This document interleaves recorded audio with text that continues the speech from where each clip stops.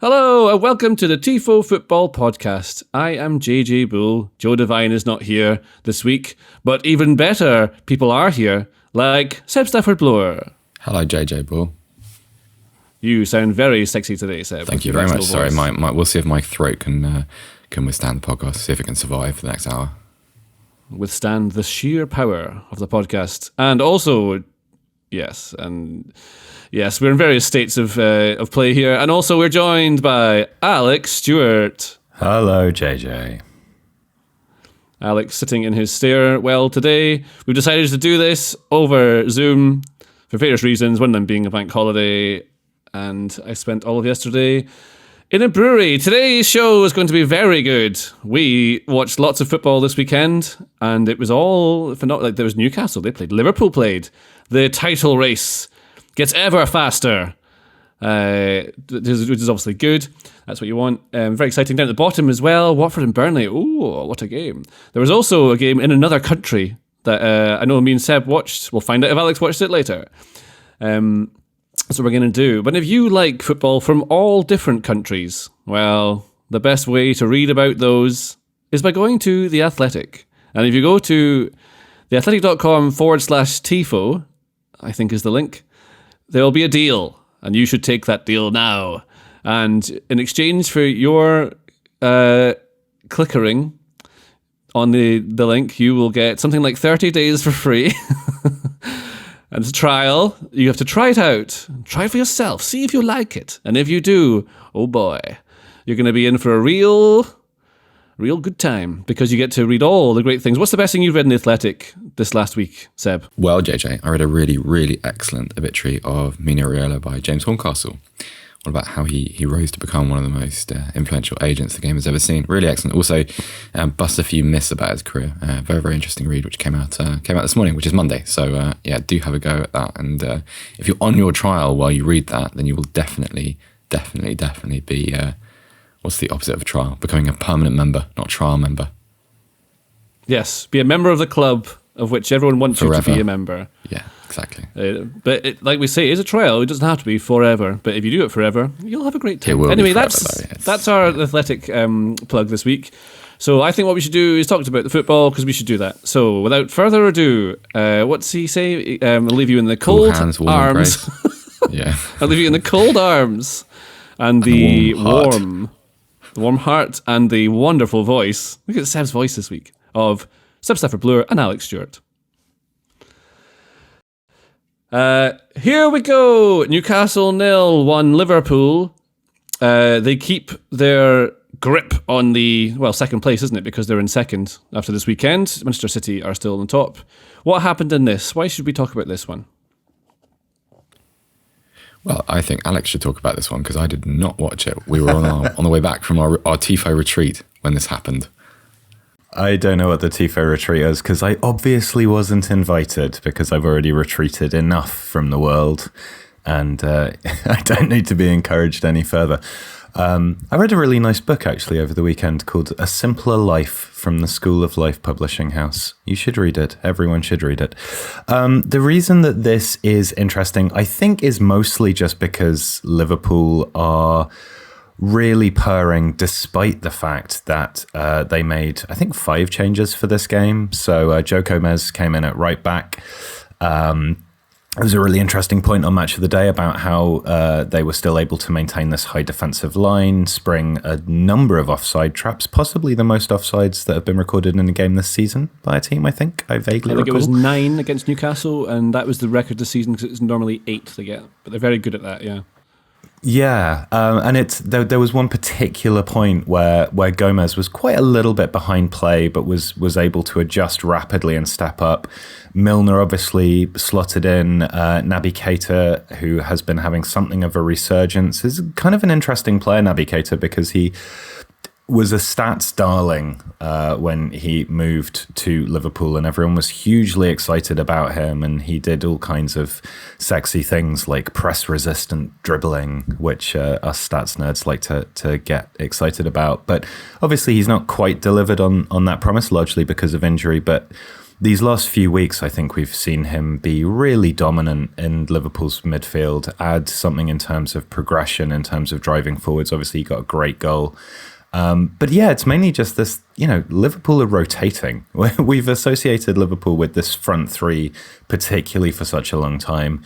And in this game, Luis Diaz came in, Diogo Jota came in, and they're still just clicking. They should have won this game by more, but it's really impressive. And obviously with Klopp announcing that he is in fact staying, that the sabbatical is no more.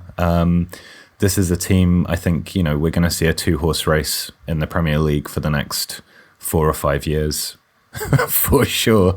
Is that going to be exciting? Who can say?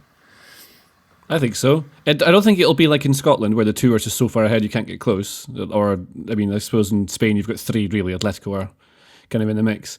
On that offside point, I think this is one of the things that when it goes wrong, pundits immediately say, well, they should have been playing a different way. But there seems to be a universal acceptance of what they're doing is actually working very well, like pushing high and deliberately trying to catch people offside. It's the high risk bit of it. Do you know what I mean? Like, there's a lot of times you'd find people would slag that off and say that they're idiots for trying it. I mean, I think I go back to a game that Spurs absolutely eviscerated Southampton.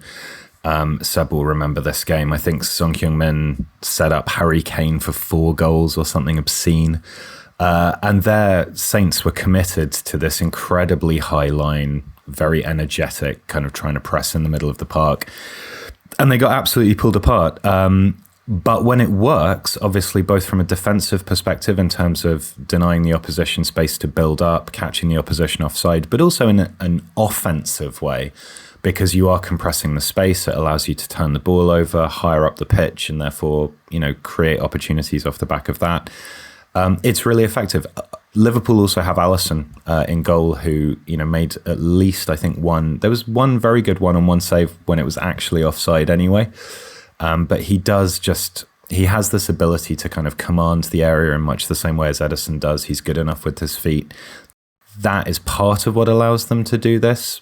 Van Dijk's recovery pace, Matip's recovery pace as well is really helpful, but it's absolutely crucial to what Liverpool do. And yes, like you say, pundits will pick up on the 1 or 2 times that it goes wrong because everyone likes a stick to beat teams with. But do you know what I was thinking? In this Liverpool Man City teams, right? So Seb, we're going to do this a Premier League team of the season soon, right? This is the thing we're going to do. And I was thinking about who maybe we get into mind. All of the players come from Man City and Liverpool. The best ones are all at those 2 clubs.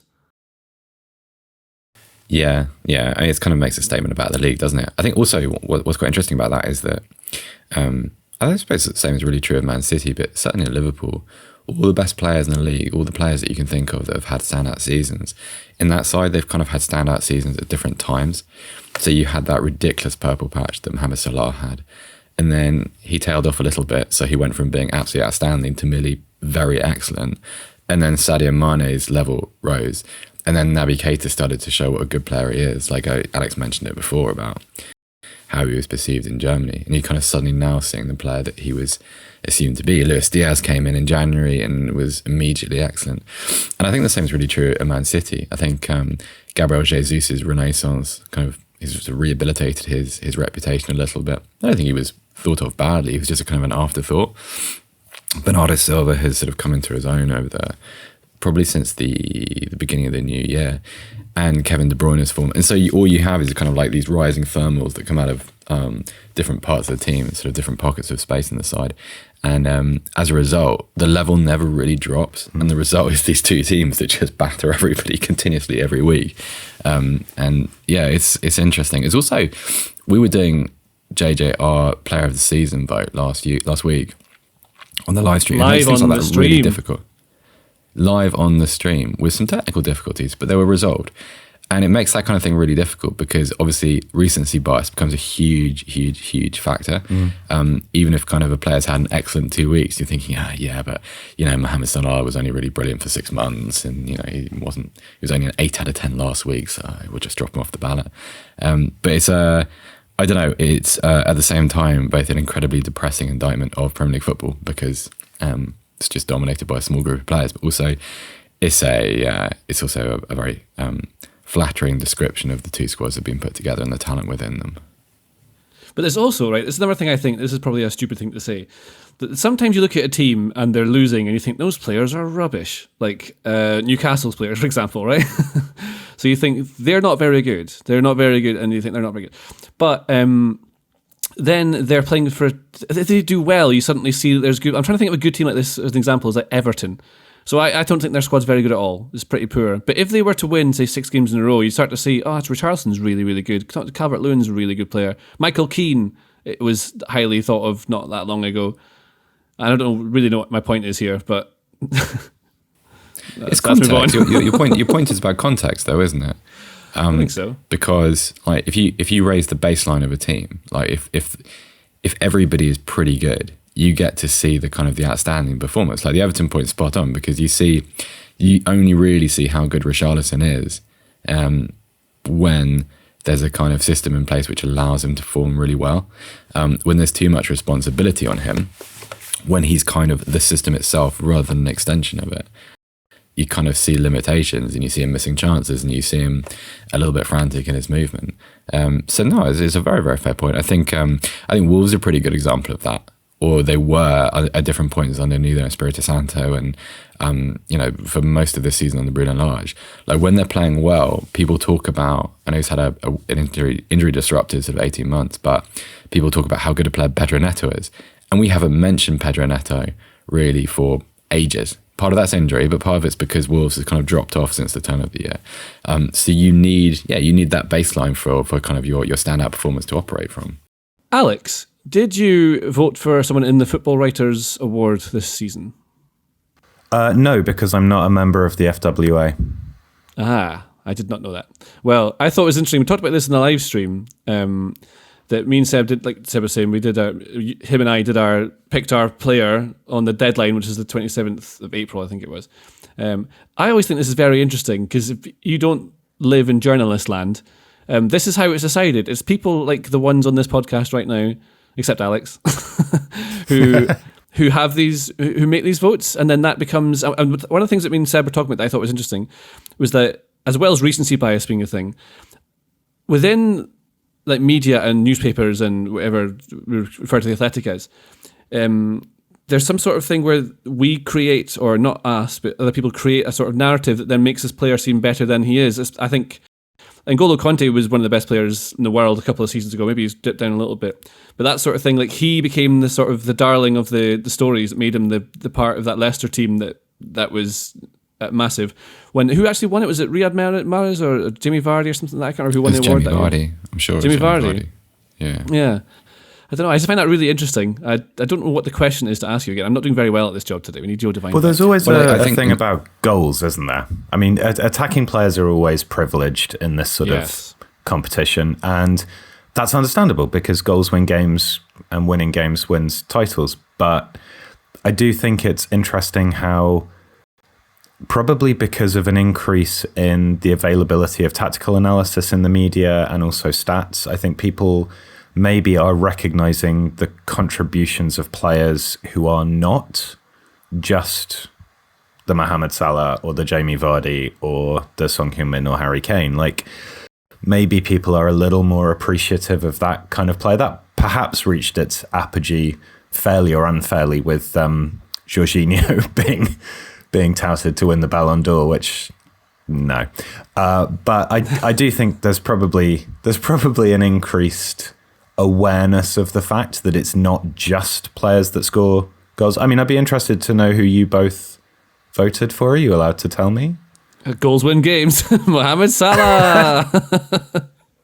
Yeah, I voted for Salah too. Like, there's a really interesting point there, like the Vardy thing. The Vardy thing was about two things, in my opinion. One, he became emblematic of that title win because so many of the victorious moments within that season involved him scoring goals. He went on that incredible run of consecutive games scoring goals. Also, he came with that pre-packaged story about his rise from the lower leagues. And that's always very, very seductive, especially for football writers who try and kind of, add additional layers to stories. And I think I'm not saying that it shouldn't have been him. I think it's an interesting wider point about how that conversation's moved on a bit.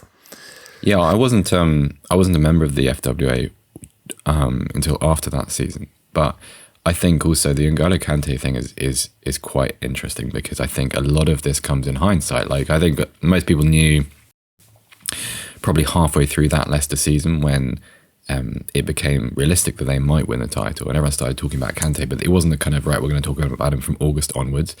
And also, I think what he's achieved in the years since, he's a European Cup winner, he's won the Premier League, he's worked under a succession of managers, and also he's become accepted as being world-class because it's not just a single season, whereas other players within that, so Danny Drinkwater has never been the same player again. He was a system footballer. Robert Huth, Wes Morgan, Danny Simpson, these players, Christian Fuchs, Shinji Okazaki, sorry. Okagawa's the Arminia Bielefeld player. Okazaki, like, it was a strange collection of footballers who achieved an incredible level together.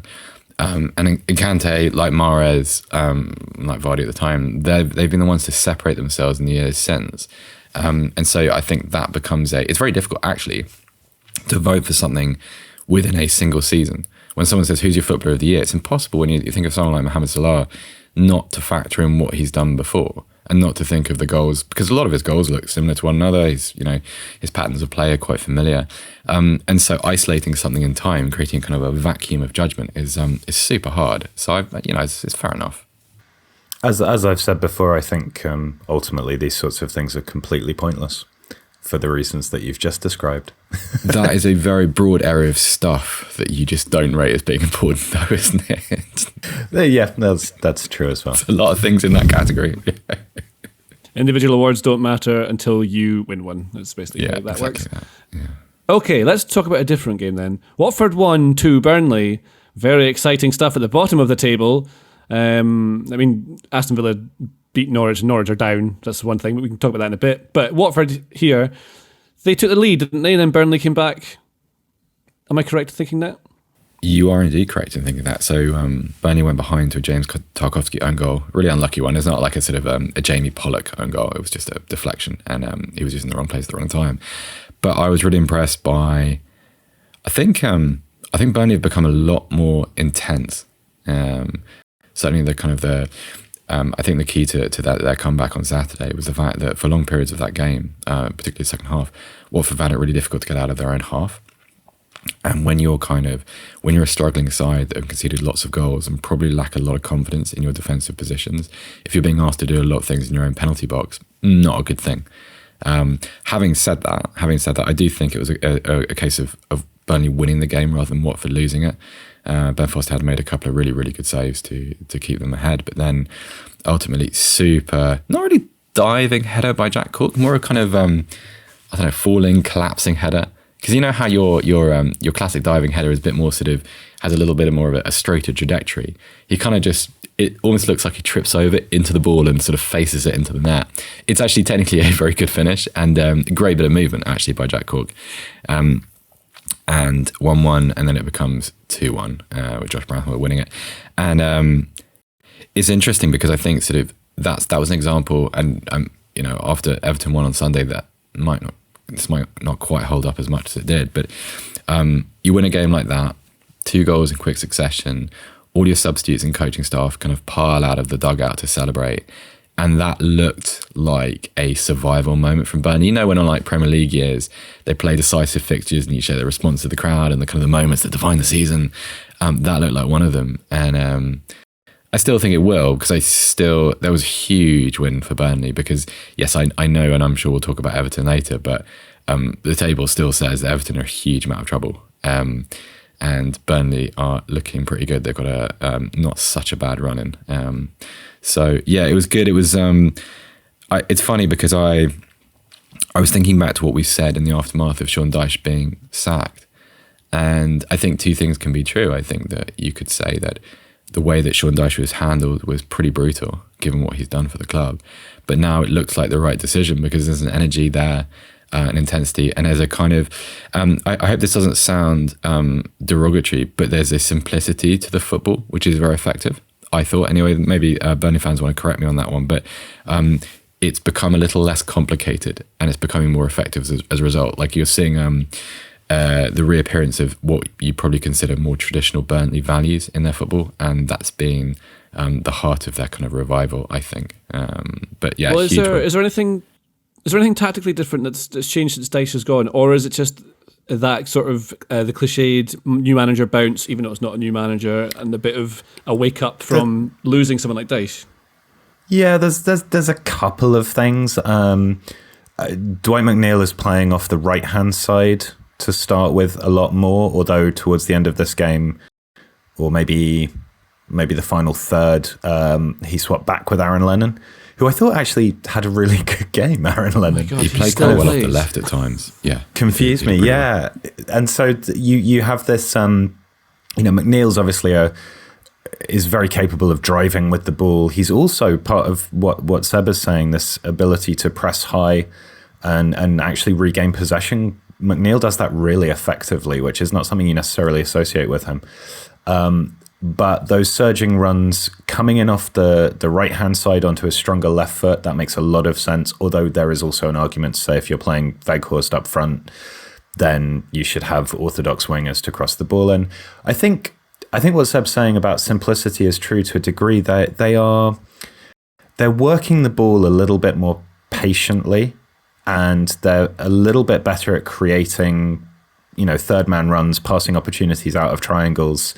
It's slightly more measured, and I think that's been really successful. Also, someone like Vidra dropping off, adding a little bit of possession in that kind of 10 space, because obviously if Burnley are playing with that 4-4-2, that's an area that they tend not to occupy all that much. So yeah, like little changes, nothing massively significant, but significant enough to be working. Well, I mean, it looks very much like Watford are gone. It's not mathematically correct yet. They're 10 points off Everton, who have a game in hand, at the 19th. They've only got 1 point more than Norwich, just to put in context how bad they've been this season. But they're gone. Yeah, they're gone. Yeah. They're gone. Yeah. Well, let's talk about another game after this break. And we're back from the break. What a break we had there. Now, Norwich are gone. I don't really care about that game. Aston Villa won that 2-0. Well done to them. But what we should talk about is Everton won Chelsea. Well, Everton 1-0 Chelsea, to say it in proper Tifo language. So Everton managed to beat Chelsea.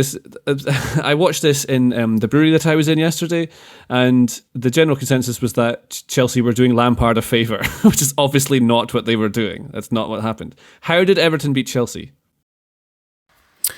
They worked incredibly hard. I know that's going to sound like it's a always proper the answer football to that, man isn't it? thing to say. Yeah.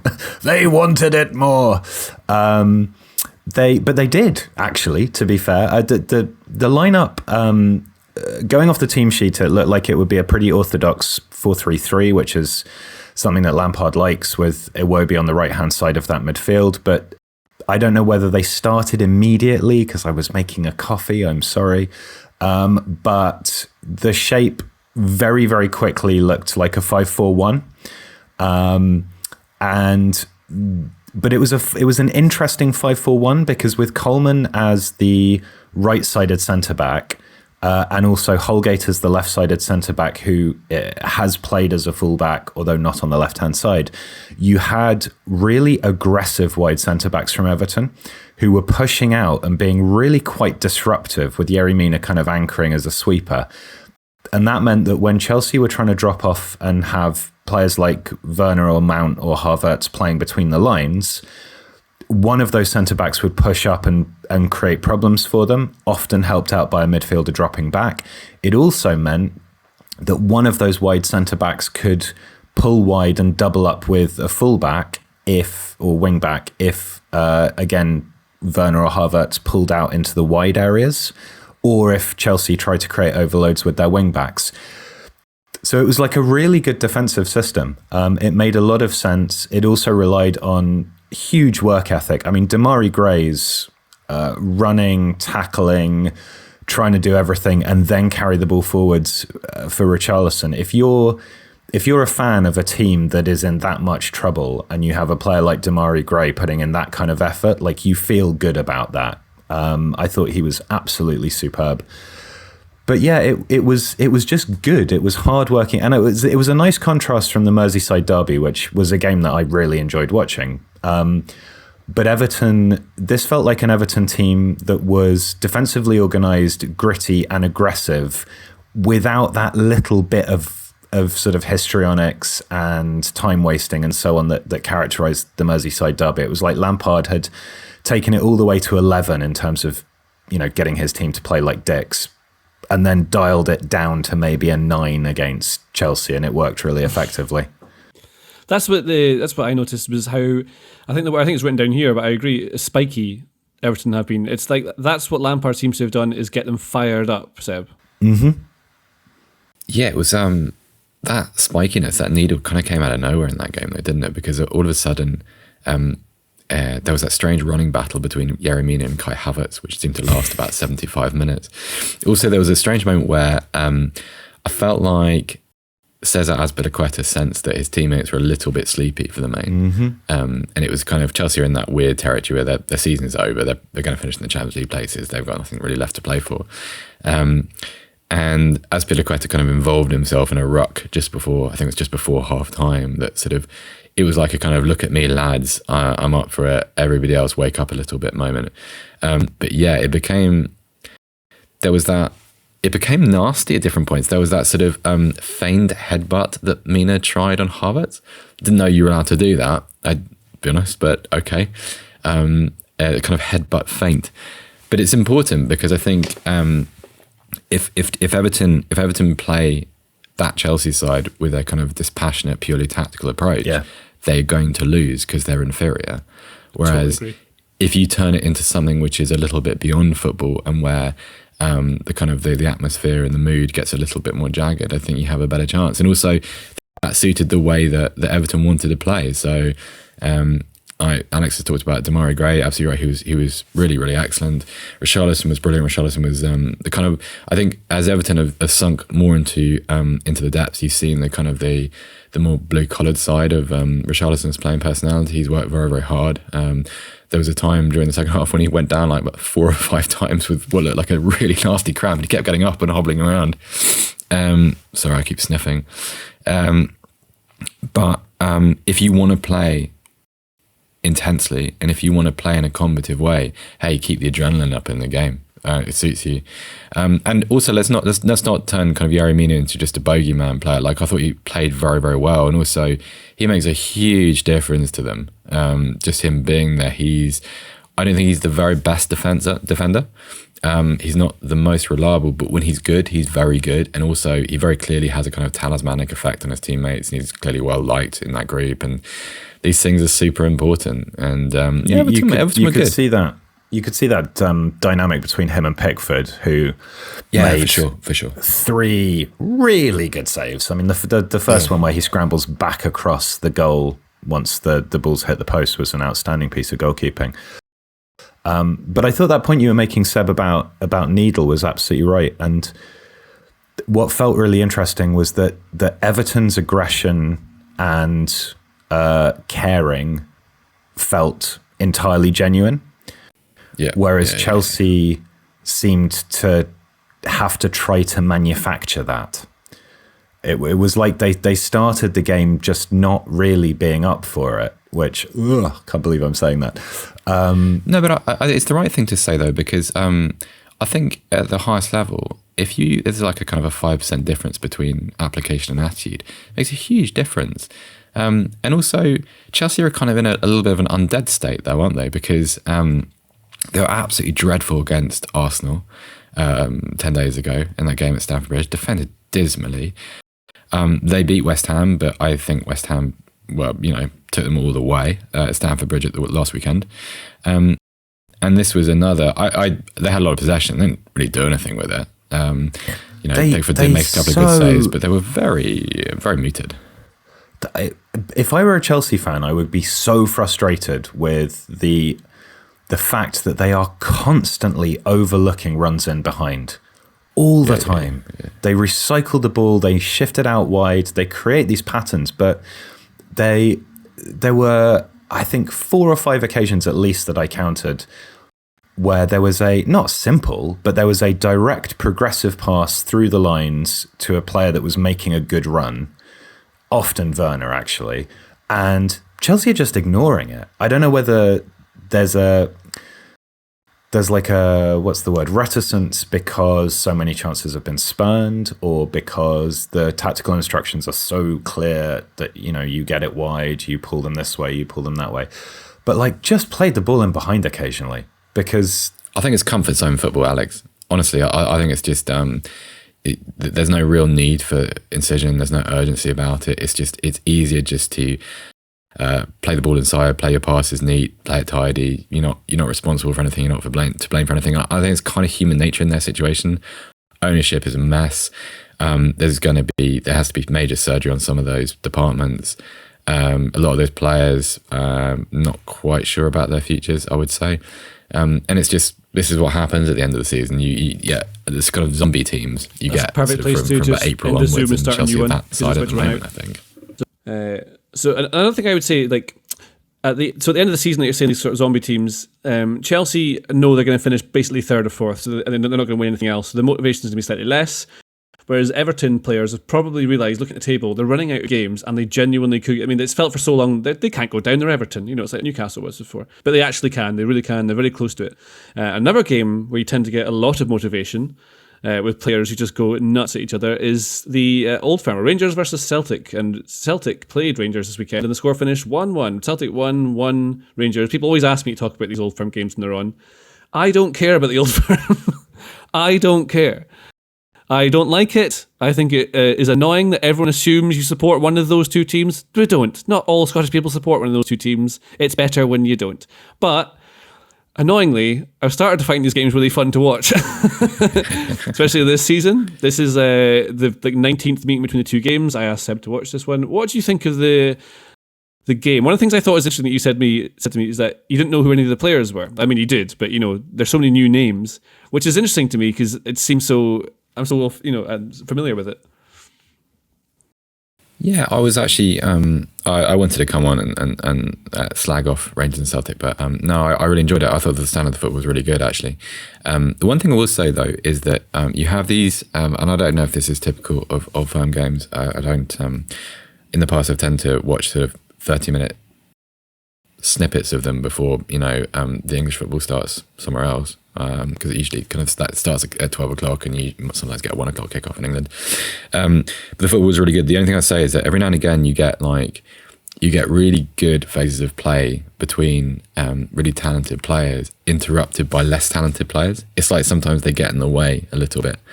And that's not a dig at either of the sides. It seems common between them. So, for instance, I thought I think I said to you when we were WhatsApping, I'm not a huge fan of Jota. I think he's quite a good player, but he played really well on Sunday. So maybe I've got him wrong. But I thought some of the ball progression was good. I thought the rhythm of the game was really fun. It was there was an intensity to it, and I think it reminded me a little bit of watching Fenerbahce Galatasaray, for instance. Like, it doesn't matter what the situation is in those games or what the table says or what the weather's like. You always get a level of intensity that you feel kind of ratcheting up throughout the game, and that's what keeps your attention. But in this instance, it wasn't just like massive vending machine shaped players slamming into each other for 90 minutes. It was just, the football was good. And they seem really well-matched teams as well, which is super important. But for me, because I grew up in a kind of a different era of the Old Firm derby, when like that game was full of world-class players, like full of them. I'm thinking back to the kind of the 90s. Like, you could turn on that game and you'd see like Van Hooijdonk or Larsen or Laudrup or Gasco or Gordon Jury. It was just it was the equal of anything you could find in England. In fact, you could argue that I would say that some of those teams would have been pretty competitive in the Premier League at the time, because they were pretty developed and full of talent. So it's not quite as it was, I understand, but I had a fun time. And anytime you give me like competitive football in a really good atmosphere, I'm kind of sold. I don't need anything more than that. What do you think of the Old Firm games, Alex? Is it something that interests you? I don't know. I've not really watched one. I mean, I can echo what Seb says. My memory of old firm games is from an earlier period, so yes, I associate. I don't even like Van Bronckhorst, for example, playing as the left back at Rangers. I don't know. I think yes, there's passion is good, I guess. You hate passion. You hate it. No, I don't. I don't hate passion. I suppose you want those games to be competitive from a footballing perspective. You don't want them to be exciting because everybody's shouting a lot. You know, like there needs to be something to it, and they're both clearly interesting sides tactically at the moment. So I suspect it would have been a good game. I'm very pleased that you enjoyed it. The football was good though. Like both the goals were really well constructed. The second goal, especially, and that's a lovely move. That leads to. I did enjoy how much they all hate Joe Hart though. Like because for the second goal, ball just gets lashed past him at like 400 miles an hour at near post. Oh, he's beaten in his near post. It's rubbish. So, I just hate him for being English. There's going to be no lonelier place in world football than being an English goalkeeper in the Old Firm derby. It's got to be a terrible decision. But yeah, it was great. I enjoyed it, and Rangers probably should have won it with that one that came off the post at the end by Fashion Junior. What's his surname? Well, that's that game. Let's have a little break, and we'll come back because Seb has to go. And we're back, and Seb has gone. He's a busy boy. I was going to mention, actually, I forgot to talk about this on the Old Firm bit. This was a particularly, so you associate it with being all like fire and steel and swords, but here it was actually, I think it was pretty tame. I mean, Postecoglou and Van Bronckhorst shared a hug at the end, which is very unlike these sorts of games. It tends to be a nice handshake. Should not be allowed. And one other thing that annoys me still about Scottish football is that the coverage by the pundit, I think in English football, it's got so much better. I think like BT Sport's show on Saturdays before the games is like superb. The analysis is amazing. They clearly put lots of work and production into it. And whoever their researchers are work closely with the footballers to produce those little segments they do. And then you've got Monday Night Football, Sky Sports, fantastic stuff. Like really, like when Carragher and Neville are on it, I just love watching that show. It's great. Whereas here, before the Celtic Rangers game, you had Chris Boyd, they were talking about all the Celtic players they had, and they've got these players who can play as strikers. They've got Kyogo, Yakumakis, a couple of Abada plays as a winger, and then Jota plays as a winger. But you've got these guys, and they weren't sure who's going to play up front through the middle. Is it Kyogo? Is it going to be whoever else is on the pitch? And Boyd says, well, can't you play the two together? And like the reason Celtic are good now is they don't play two strikers. It's the system is the most important thing for their resurgence. You can't play two strikers up front to the middle because it changes that lack of. He must know, Chris Boyd has played international football. He must know that the way that tactics and systems work. I know it's a small part of the game, but it's relevant. It really annoyed me, and I thought I'd dig him out on a podcast. Sorry, Chris Boyd. I'm sure you don't listen to this anyway. Yeah, that's what I have to say on that. It's important, Alex, isn't it? We've made careers out of it. Yeah, I hope you feel better for expiating yourself in that way. No, but it is it's true. Like there was some stuff around the Villarreal game where pundits, I use that word advisedly, were complaining about Villarreal's style of play being negative, and it's a disgrace. I was like, it's not a disgrace. It's a team that's not as good, trying to beat a team who are better by playing a very clear, well thought out and well constructed system of football. You just don't like it. That particular clip you're referring to as well, because I know the one you mean. That I think a lot of this is just it's people get in a little flow state with these sorts of things, knowing sort of that it's an easy thing to pick up and go viral. I mean, there's a certain for sure, yeah. But then, and I don't resent any of that stuff. I think it's quite funny. I like that sort of. On one hand, I don't like what Chris Boyd's saying. This is bad punditry, but I quite like someone who's got a strong opinion and goes for it. I enjoy that. Yeah, as long as that opinion is correct. Well. We can't all be correct, Alex, all the time. Someone who can't be correct all the time is David Moyes. West Ham 1, 2 Arsenal. What do you make of this one, Alex? I think that it was slightly like watching a headliner when the warm-up band has been absolutely brilliant. And you're a bit like, I know all these songs. You know, it felt like a letdown after the Everton game. Do you have an example where you've Arsenal- seen a band and were let down by the main band, but not the warm up? No, because I dwell mostly in analogies rather than real life fun. I'm trying to think of one now. No, it's difficult. Name a single band you've seen. Name a band. Oh God. Oh, I saw The Knife once. That was good. Kentish Town Forum. Like a little hipster.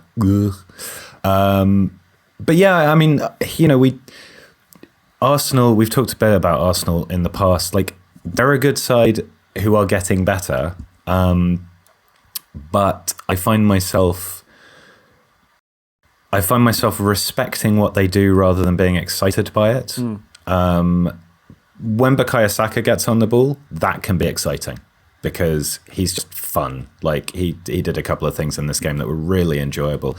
I think what Nketiah is doing is interesting. I mean, he had quite a few shots in this game, but he was obviously making an effort to drop off, to link play, to press. You could see really deep and to link it, wasn't he? He was. It was. Yeah. It was like Arteta's. Like I want you to do the stuff that Lacazette was doing, but also because you're younger and faster, I then expect you to get back up into the box and provide some sort of threat as well. And actually, that seems to be working relatively well. He's not going to stay as a starting striker for them if they can afford to buy someone better, but you know, it was decent. I think, what else did I highlight? Oh yeah, you've clicked on that Twitter thing that I've helpfully put in the podcast plan about Jared Bowen, which reminds me what I'd actually put. Yeah, Jared Bowen, I mean, 100th goal involvement across league football. He was able to inject some excitement into this game on occasion. There's a directness to him. He's really good. He's There's such a good player, Jared Bowen. Unpredictability. Like he is fun. And I think in a game where I would absolutely not say that either team was going through the motions at all. I think it was just a game that started at a low tempo and generally failed to ignite. I mean, there was that bit where Rice and Nketiah got in each other's faces, and that seemed to go on for 5 minutes and no one was entirely sure why it was happening. But it felt like a slightly lethargic game, peppered with moments of excellence from a couple of exciting young players in Bowen and Saka that was otherwise fairly unremarkable. Well, we can talk about transfer gossip linked to Arsenal, because I quite like this one. Gabriel Jesus has been strongly linked with the move there, possibly in the summer. He would be very good in that Lacazette role, the dropping false nine player. You can come in. Yeah. He's very good tactically. It would suit Arteta, obviously, he's worked with him. I remember this game, I think he played against Real Madrid, and Guardiola played him as a left-sided forward, almost like a wing-back, because he was coming, so that positions are sort of dead with Guardiola. I think it's just, you're in certain bits of the pitch, depending on certain phases of play, where the ball is, where your opponent is. But Jesus was one of the most important players in that game. I think they won it, if I recall correctly. Going up and down that left wing, making sure Danny Carvajal couldn't do anything. And so that's the kind of thing that Arteta would have worked on, and I think he was there at that time. Yeah, that would make so much sense going to Arsenal, right? It's the tactical intelligence that you're talking about. I think that's one of the things that is underrated, or underappreciated, particularly in attacking players, is the degree to which, because I suppose we associate a lot of the time attacking play and goal scoring is to do with instinct and anticipation and minutiae, and that's not disrespectful at all. But I mean the little moments or movements that take you away from defenders, or the stop-start before you begin your run that allows you to spring in behind, and so on and so forth. And so we rightly highlight those aspects when we talk about attacking players, because that's what produces goals. But you get some attacking players who are also really smart in terms of how they tactically fit in with the rest of the team. Obviously, if you spent a lot of time working with Guardiola, that's going to be heightened, because Guardiola is really good at getting players to do that. And you can see with that Arsenal lineup, particularly if they play that 4-2-3-1 where you've got, I prefer Smith Rowe to Martinelli. I don't quite get the Martinelli thing at this point, but, Oh, really? Oh, I think Martinelli, I'd have him over everyone in that team apart from Saka.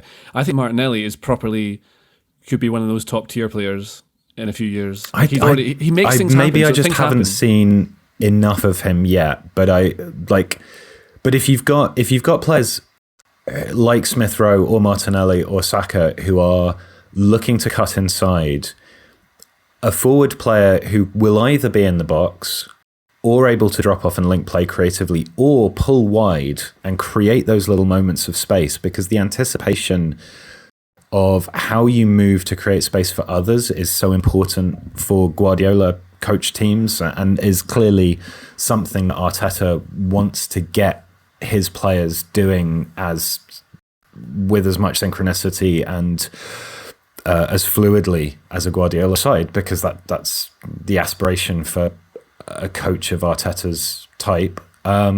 He's going to fit really well into that, and he's young enough to fit in with the age profile of the sort of players that they're looking to recruit, but he's old and experienced enough to actually provide some of that leadership and some of that experience in that part of the pitch, which they are kind of slightly lacking a little bit. So yeah, makes perfect sense.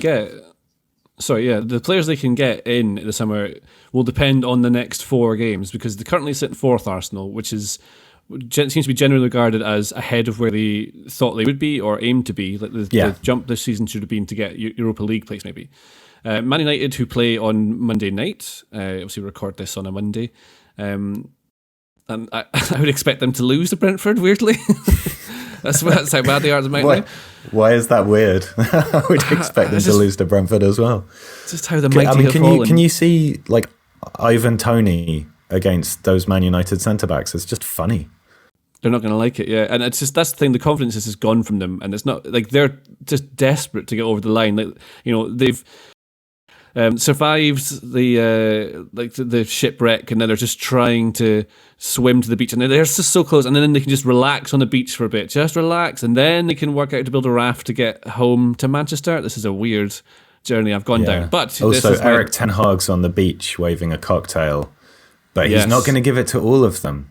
He's only going to share his cocktail with some players, because some of them are going. And he's also got some. He's got some mates for them already on the beach, ready prepared for his particular survival game. He's built tree huts for them. It's getting bigger. It's sort of like a jungle type place.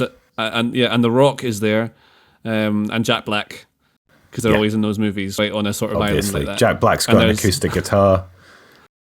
So yeah, they'll lose to Brentford. Way. Yeah, there we go. So anyway, that's that. So we've just created a sort of adventure movie, and they have to escape from there, having crashed there. But yeah, this is the end of the Premier League season. So like, Tottenham and Arsenal are very much going to be fighting for that bit. I think Spurs' goal difference, this is a stupid thing to say, but Spurs' goal difference of 20 compared to Arsenal's 13 says to me that they are the better team right now and might be able to sneak that in. You can't tell too much from goal difference, but generally when you look at a league and you see that one team's got like plus 40 and they're on similar, it just tends to mean they're a better team that's scoring more goals, conceding fewer. Man United are going to struggle here, but yeah, Arsenal's signings in the summer will depend largely on whether they get that Champions League place, because you can attract better players. That's just the obvious thing. What they definitely need to do is buy in players who are going to get them more goals, because the split in their squad is very, very small. Like, Saka has 11, Smith Rowe has 10. He's not even started most games. He swaps with Martinelli, not really sure who's there. Odegaard's more a playmaker, and then it's just a bunch of players who have 4 goals, one of them being Gabriel, who's also a centre-back, and taking advantage of set pieces. Both the goals in this game were from centre-backs off set pieces. I mean, Gabriel's was a little developed from that phase, but yeah. That's it. It didn't look like anyone else was going to score particularly. Oh, for sure. Set pieces are great, but you don't want to be relying on them to win games like this. I mean, Saka could have scored a bit. Like, there was a really good save from Fabianski, but yeah, they need goals. Yes, they do need goals. And I feel like I've run out of things I want to say about the Premier League this week. Is there any games you've seen that we haven't talked about, Alex? I watched a little bit of the highlights of Palace Southampton Palace even. And yeah, Palace, they're quite a sexy team to watch at the moment. There was some really nice link-up play,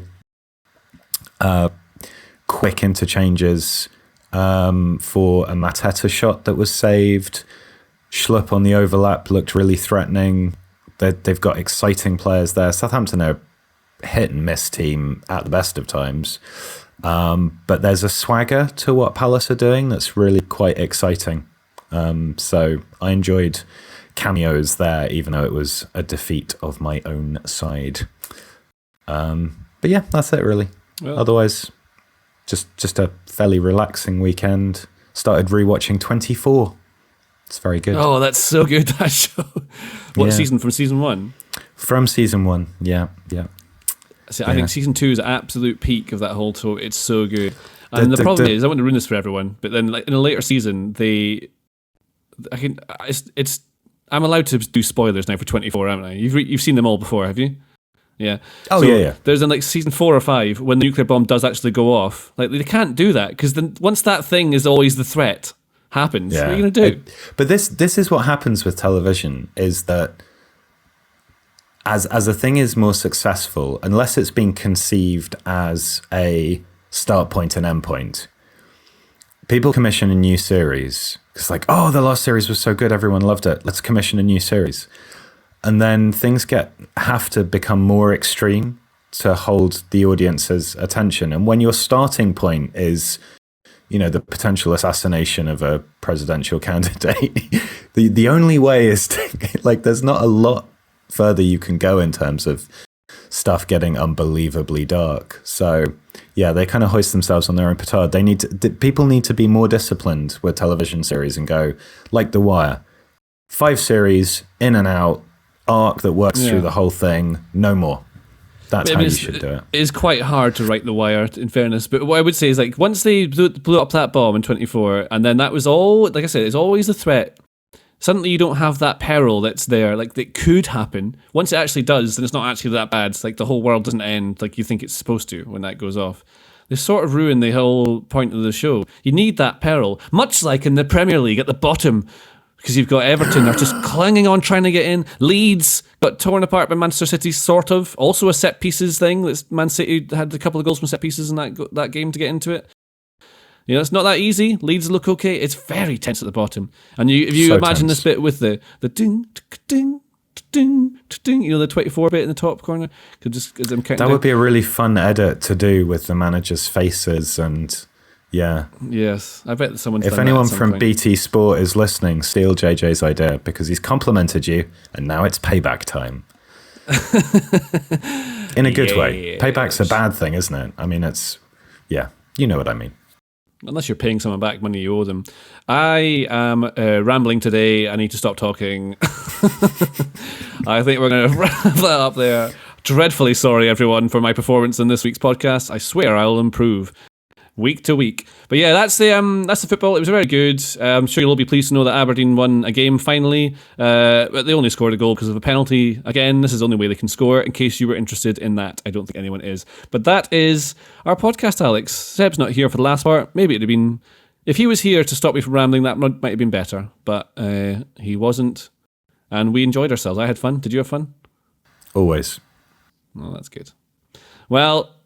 Let's do it. Let's end it there. I'm just going to go. We're going to stop the podcast now. Oh, no, I have to say thanks. Thanks, Alex. Bye. Thanks, Seb. Bye, everyone. Have a lovely week.